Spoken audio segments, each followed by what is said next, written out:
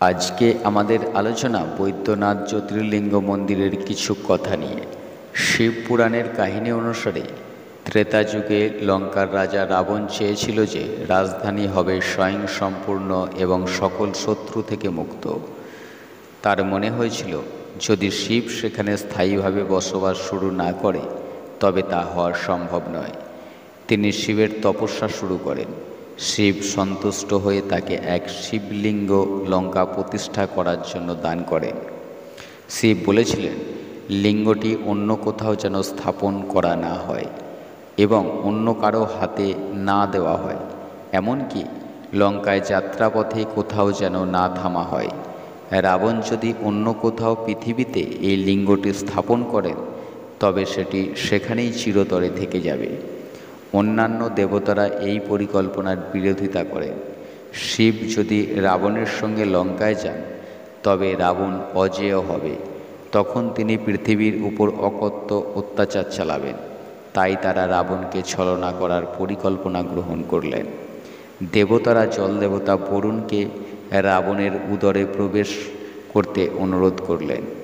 তখন কৈলাস থেকে ফেরার পথে রাবণের মূত্রের বেগ পেল।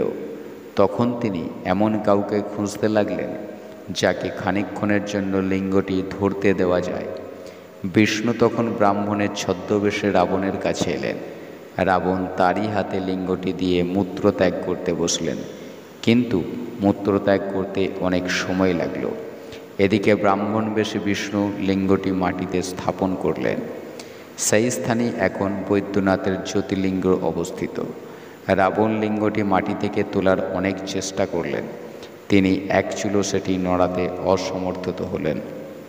কিংকর্তব্য বিমূঢ় হয়ে তিনি জোরে লিঙ্গটি নড়ানোর চেষ্টা শুরু করলেন, কিন্তু বুড়ো আঙুলের আঘাতে লিঙ্গের এক টুকরো অংশ ভেঙে ফেলা ছাড়া আর কিছুই করতে তিনি অসমর্থ হলেন।